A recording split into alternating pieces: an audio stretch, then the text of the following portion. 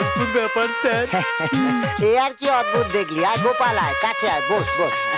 বুঝলি, এই মানে প্রসেনজিৎ টু অমিতাভ বচ্চন, সকলের ভাগ্য তো আমি গড়ে দিয়েছি। আর কি জানিস, এরা সকলে না আমার পারমিশন না নিয়ে কেউ সাইন করে না। দে গোপাল, কুস্তিটা দে। হ্যাঁ দেখি স্যার, একটু ভালো করে দেখুন। সেই ছোটবেলার কি স্বপ্ন, সিনেমায় অভিনয় করব। তা মিঠুন চক্রবর্তী তো আর হতে পারবো না। দেখুন অভিক কুমারের মতো কিছু একটা হতে পারি কিনা, ভালো করে দেখুন স্যার। ওরে বাবা, হ্যাঁ মানে তোমার তো দেখছি মানে 100% একেবারে অভিনয় করার চান্স আছে। তবে বাংলাতে না, তবে হিন্দিতে, যেমন শাহরুখ খান, ঋতিক রোশন, হ্যাঁ এদের মতো তুমি হতে পারবে।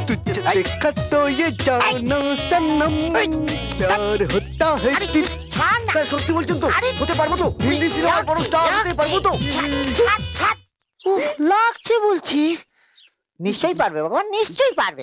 সত্যি বলছেন তো স্যার? হ্যাঁ হ্যাঁ, একেবারে নিশ্চয়ই।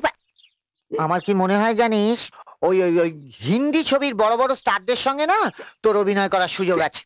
এই জানো তো তোর কপালটা দেখি।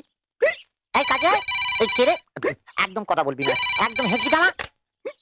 হ্যালো, হ্যাঁ জ্যোতিষী সম্রাট মহাজাতক কথা বলছি। আমি ভীম বলছি বারাসাত থেকে।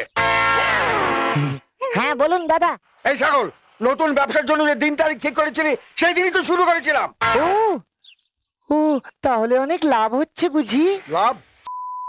লক্ষ লক্ষ টাকা লস খেয়ে ঘর বাড়ি বিক্রি করে ছেলে মেয়েদের নিয়ে ভিকিরির মতো পথে বসে গেছি। এ তো খুব ভালো কথা। ভিকিরি হয়ে গেছি আর তুই বলিস কিনা ভালো কথা? দেখুন না, আপনাকে আরো অনেক দেওয়ার বাকি আছে। এই ছাগল, আমি কি বলছি আর তুই কি উত্তর দিচ্ছিস?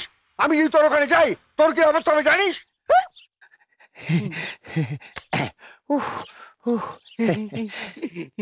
মিঠুন দা এখানে আসছে।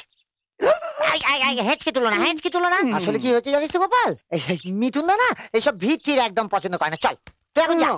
না না না না, তুই বরং কালা যাও যাও। শোনাচ্ছা গোপাল, তুমি যাও। হ্যাঁ, আর একটা কথা, একটা কথা বলছি যে শাহরুখ খান হওয়ার ইচ্ছা আছে না? হ্যাঁ আছে তো। আস্তে আস্তে। তাহলে 500 টাকা অ্যাডভান্স কর। 500 টাকা অ্যাডভান্স কর। বরকর বরকর পাশেই আছে। ঠিক আছে, দেখ তোরে তোকে পরে কথা বলবো। হবে তো? তুই যা না, হবে তোর পরে যা। হিন্দি সিনেমা